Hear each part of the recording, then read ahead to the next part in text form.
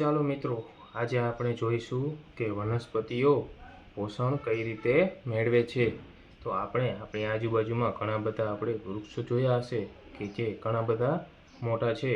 તો આપણે આપણો ખોરાક રાંધીને ખાઈએ છીએ અને આપણી વૃદ્ધિ થાય છે, એ રીતે આપણે જોઈએ કે વનસ્પતિઓ કઈ રીતે પોષણ મેળવી શકતા હશે, વનસ્પતિઓ પોતાનો ખોરાક કઈ રીતે બનાવતા હશે અને એવડા મોટા થતા હશે।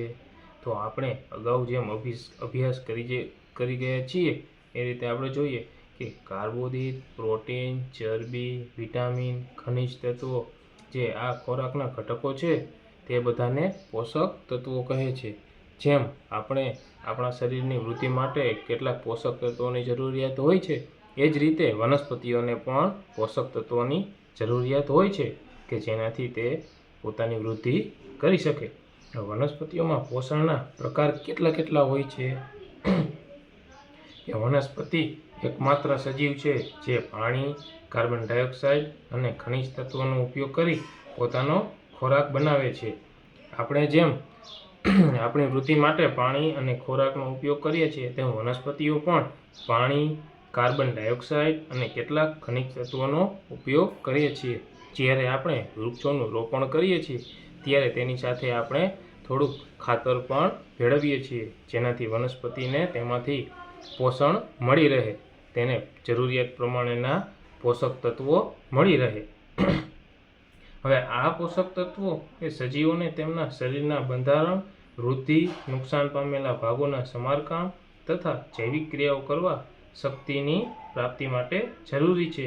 તો પોષક તત્વો આપણે શા માટે જરૂરી છે કે પોષક તત્વો છે એ શરીરના બંધારણ, શરીરની વૃદ્ધિ થાય છે તેના માટે, અથવા ક્યારેક આપણને વાગ્યું હોય અથવા વૃક્ષ છે તેઓની પણ ડાળ છે એ છોલાઈ ગઈ હોય અથવા પડી ગઈ હોય તો ત્યાંથી નવી ડાળ નીકળી શકે, આપણને વાગેલું છે ત્યાં આપણને રૂઝ આવી જાય તેના માટે પોષક તત્વો જરૂરી છે।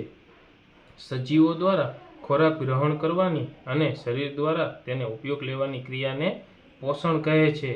તો આ જે પોષક તત્વો આપણે ગ્રહણ કરીએ છીએ, આપણું શરીર ગ્રહણ કરે છે અથવા બીજા સજીવો છે એ તે પોતપોતાનો ખોરાક ગ્રહણ કરે છે, તો આવી ક્રિયાને પોષણ કહે છે।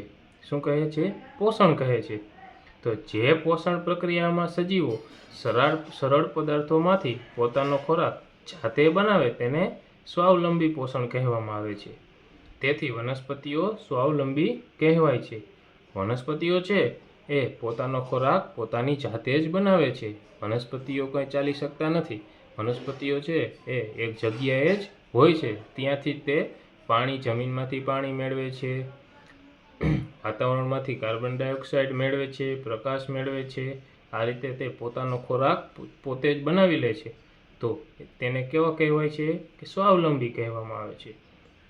હવે પ્રાણીઓ અને મોટાભાગના અન્ય સજીવો વનસ્પતિ દ્વારા તૈયાર થયેલો ખોરાક મેળવે છે, તેઓને પરાવલંબી કહેવાય છે।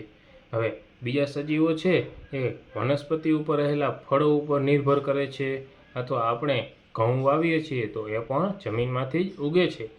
તો આપણે શું કહેવાય કે બીજા સજીવો છે એ પરાવલંબી કહેવાય છે કે જે પોતાનો ખોરાક છે એ બીજા દ્વારા મેળવે છે। તો વનસ્પતિ દ્વારા તૈયાર થયેલો ખોરાક મેળવે છે તેને કેવો સજીવ કહેવાય? પરાવલંબી। હવે આપણને પ્રશ્ન થાય કે વનસ્પતિમાં ખોરાક બનાવવા માટેનું કારખાનું ક્યાં હોય છે? જેમ આપણે આપણો ખોરાક આપણે બહારથી મોંમાં લઈને આપણે આપણા જઠરમાં પચાવીએ છીએ અને પછી તેમાંથી આપણને પોષક તત્વો મળે છે, આપણને ઉર્જા મળે છે, તો વનસ્પતિઓનું કારખાનું ક્યાં હોય છે? વનસ્પતિ ખોરાક બનાવવા માટે તેમની આસપાસમાંથી કાચા પદાર્થો કેવી રીતે મેળવે છે? આ પદાર્થો વનસ્પતિમાં ખોરાક બનાવવાના કારખાના સુધી વહન પામે છે કે શું? તો એ આપણે આગળ જોઈશું। તો પ્રકાશ સંશ્લેષણ વનસ્પતિમાં ખોરાક બનાવવાની પ્રક્રિયા। તો વનસ્પતિ છે એ પ્રકાશ સંશ્લેષણ દ્વારા પોતાનો ખોરાક બનાવે છે। વનસ્પતિઓમાં પર્ણો એ વનસ્પતિમાં ખોરાક બનાવવા માટેના કારખાના છે, તેથી બધા જ કાચા પદાર્થોને પર્ણ સુધી પહોંચવું જ રહ્યું।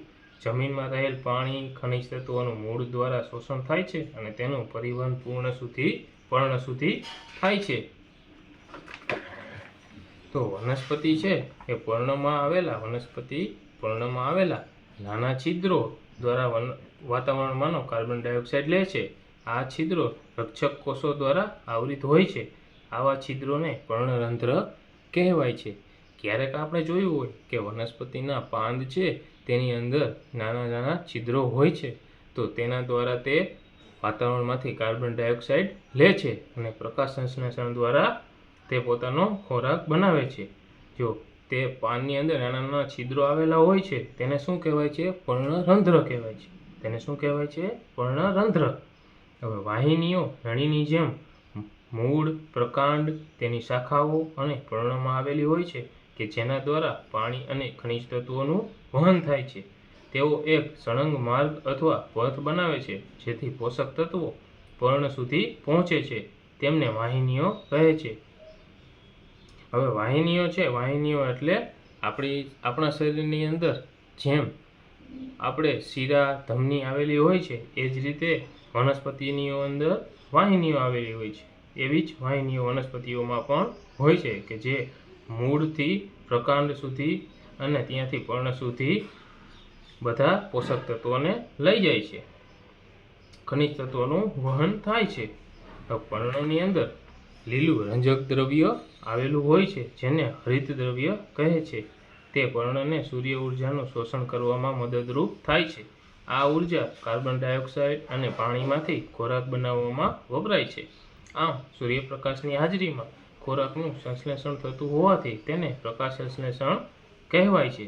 તો આપણે જોયું કે પાંદ છે એ મોટાભાગના પાંદ આપણને વનસ્પતિઓમાં લીલા જોવા મળે છે. લીલા છે એનું કારણ શું છે કે તેની અંદર હરિત દ્રવ્ય રહેલું હોય છે, એટલે કે લીલું રંજક દ્રવ્ય હોય છે, તેને હરિત દ્રવ્ય કહેવાય છે. કે તેના લીધે આપણને વનસ્પતિના પાંદ છે એ કેવા દેખાય છે? લીલા પ્રકારના દેખાય છે, લીલા રંગના દેખાય છે. હવે એ પર્ણ છે એ સૂર્ય ઉર્જાનું એટલે સૂર્યમાંથી આવતા પ્રકાશનું શોષણ કરવામાં મદદરૂપ થાય છે.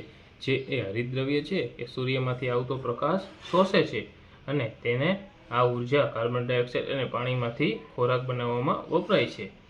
એટલે આ સૂર્યપ્રકાશની હાજરીમાં જે તે ખોરાક બનાવે છે તેને શું કહેવાય છે? પ્રકાશ સંશ્લેષણ કહે છે.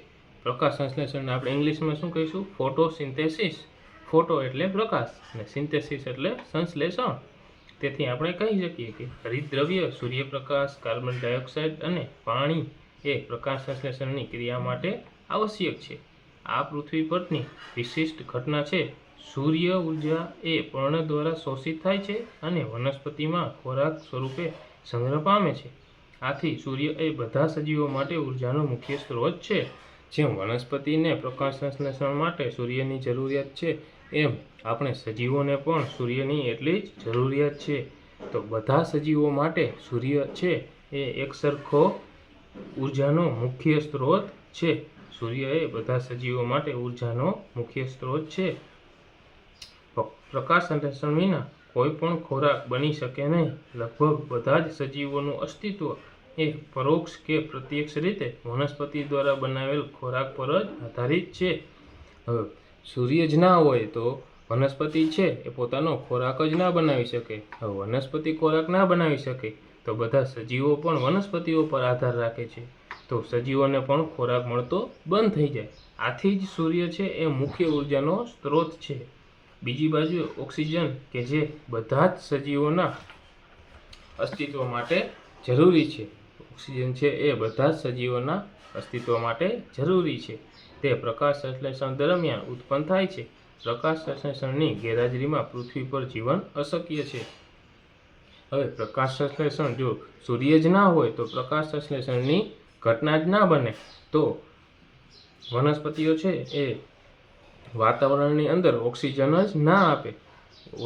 વાતાવરણની અંદર ઓક્સિજન જ ના હોય તો સજીવોનો પાયાનો એકમ જ ઓક્સિજન છે. આપણે જ્યારે શ્વાસોચ્છ્વાસ કરીએ છીએ તેની અંદર આપણે આપણા શરીરના ટકાવી રાખવા માટે આપણે ઓક્સિજનનો જ ઉપયોગ કરીએ છીએ અને આપણે બહાર ઉચ્છ્વાસમાં આપણે કાર્બન ડાયોક્સાઇડ કાઢીએ છીએ. તો એ કાર્બન ડાયોક્સાઇડનો ઉપયોગ વનસ્પતિઓ કરે છે અને વનસ્પતિઓ આપણને ઓક્સિજન આપે છે.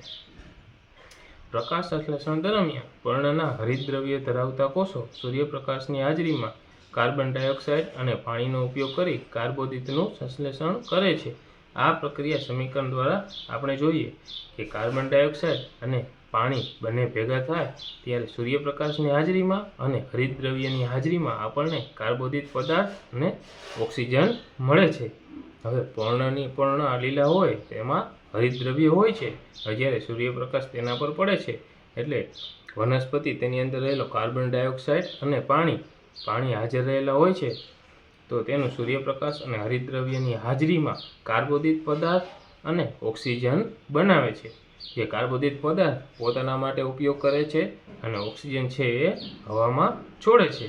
તો અહીંયા આપણે આ પર્ણનો આડછેદ જોયો કે પર્ણની અંદર શું રહેલું હોય છે. કે પર્ણ લીલું આપણને દેખાય છે તો આ રીતે નાના ટુકડા હોય છે તેને આપણે હરિતદ્રવ્ય અંદર આપણે જોઈ શકીએ છીએ કે લીલા પ્રકારનું છે તે હરિતદ્રવ્ય છે. હવે પર્ણની બહાર જે આ રીતે ચોખંડા દેખાય છે તેને શું કહેવાય? રક્ષક કોષો છે. અને વચ્ચે વચ્ચે જે તમને ઝીણા ખાડા જેવું દેખાય છે તેને કહેવાય છે વાયુ રંધ્ર. હવે આપણે આગળ જોઈએ કે પ્રકાશ દરમિયાન ઓક્સિજન મુક્ત થાય છે. પર્ણમાં સ્ટાર્ચનું હોવું એ પ્રકાશ સંશ્લેષણની પ્રક્રિયા થવાનું સૂચન છે. સ્ટાર્ચ પણ એક કાર્બોદિત પદાર્થ છે.